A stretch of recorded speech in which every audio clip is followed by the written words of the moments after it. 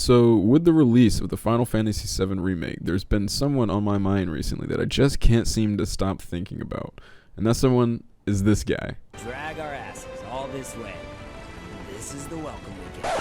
Oh wait, not that guy. This guy. Boy, oh boy. The price of freedom is steep. Gotta specify due to the specific timelines and all. I know we're all excited and also somewhat taken aback by the remake's ending, but this is sort of the way I'm choosing to look at it. It's not a change in the canon to the story, it is literally two separate realities, two different timelines, entirely with different events going on, meaning both games are canon and true timelines.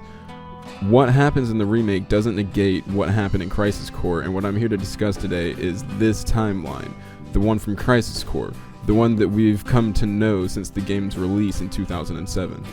Now, I still haven't played the original Final Fantasy VII. Real slack on me, but I'll get to it. After all, I do have it on Steam, just sitting there. But either way, what I did manage to play was Crisis Core, which presented to me definitively one of the most memorable characters I've ever been able to play as in a video game. A character who is nothing short of absolutely fantastic from his arrival on screen to his final departure. Undying confidence paired with a boundless amount of energy we all could only hope to match, an unbelievable drive for success in everything he did instantly made him one of the most inspiring characters I've ever seen, and without a doubt catapulted him into my list of all-time favorites. The protagonist of our story is none other than Zack. Zack stands out among most others simply due to his own humanity. In a world where real monsters exist, a line has started to blur between the monsters and the ones who fight against them. Zack believes those who choose to fight are not inherently bad for wanting to fight, but sees it as them choosing to fight for a just cause. His character design stands out as well for just how regular it is, and is really fitting for the theme throughout the game of whether or not soldiers are monsters.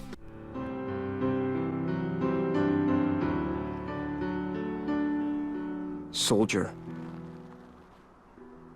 doesn't mean monster.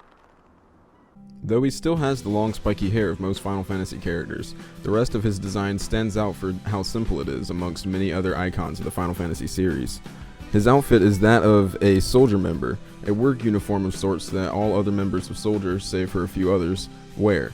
It's the type of design that allows us to feel more connected with the character right away in comparison to the special battle-armored or monkey-tailed heroes you'd see in other games.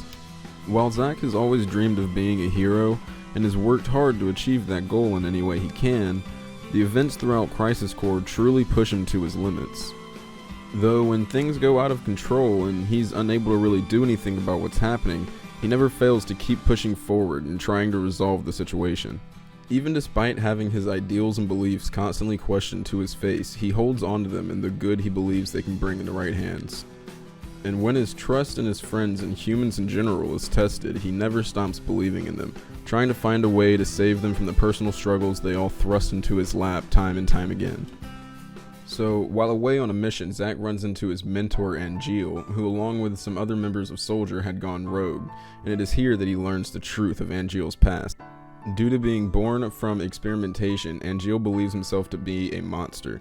When Zack tries to reason with him that he's not a monster, Angeal forces Zack's hand to make him fight, giving him no other option.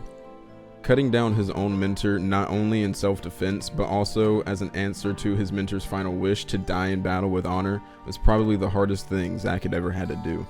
There wasn't a single thing that he'd been more reluctant over, and the toll it took on him was a great one. But Zack managed to push on from there, carrying not only Angeal's sword, but his honor and his dreams forward to pass on to the new generation the way Angeal had done for him. Zack finally gets called on another mission, but before he leaves, he stops in to see his girlfriend Aerith and lets her know that he's not sure how long he's going to be gone. During this mission, he goes on to have to fight the legendary hero Sephiroth, who, after discovering his past, destroys the town they were sent to investigate, betrays the organization, and now seeks to destroy the world. Despite fighting bravely against Sephiroth, he ultimately loses the battle, but encourages his buddy Cloud to continue the fight and not to allow Sephiroth to live. Cloud manages to defeat Sephiroth, but is also mortally wounded, leaving him and Zack to both be completely incapacitated. Professor Hojo arrives and takes both of them to experiment on for his own research. Thanks to a sudden memory of his mentor Angeal, Zack finally comes to underneath the mansion in Nibelheim 4 years after the battle with Sephiroth. He manages to get Cloud and escape after discovering that Shinra betrayed him and used Cloud and himself for experimentation, as well as covered up the events with Sephiroth in the village. Officially on the run from the most powerful organization on the planet, Zack takes it upon himself to take care of Cloud, who is still incapacitated due to the Mako addiction he received from the experimentation. Zack decides to go see his parents in Gongaga. Me? Gongaga. Only to instead discover Hollander, one of the professors that's been causing him all the trouble, as well as the first of the soldier gone rogue, Genesis, who was the sole reason behind the events of the whole game.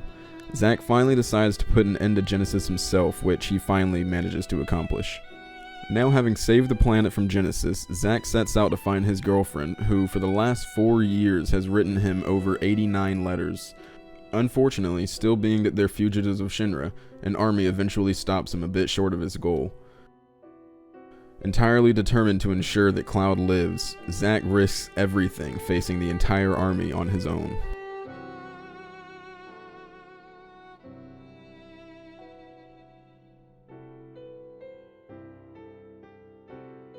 But he knew he couldn't win. And after being beaten to death's door, he's just left to die. Before he finally passes away, he manages to pass on his sword to Cloud, encouraging him to carry on his dreams in honor, to be his living legacy. And after that, he closes his eyes for the last time and dies with a smile, happy that if nothing else, he'd managed to save his friend's life.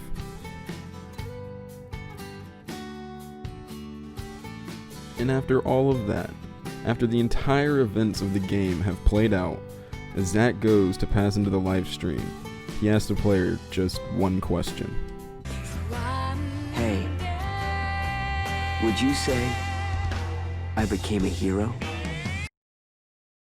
After going out of his way and putting his life on the line constantly throughout the story for the people he cared about, after stopping Genesis and potentially saving the world from the threat that he posed, after risking everything, including his chance to be with Aerith again just to save Cloud, he still had to question whether or not he could be considered a hero. That is modesty to a fault. Basically, what I'm trying to say is, Zack didn't just become the hero he always wanted to be. Instead, he became something much greater. He became a legend amongst the many other heroes within the Final Fantasy universe and beyond. He became an inspiration to those of us in the real world who have strived to become something with themselves, but despite all of their efforts, were knocked back down by the trials that life and society throw at us. He became a hope that no matter what happens, we have to keep positive in the face of our adversities and do all that we can to press forward, to stay true to ourselves, to have honor and take pride in the dreams that we choose to embrace. So Zack, I think I may speak for at least a large part of the community on this one, but you were, without a doubt, in my mind, a hero and so much more.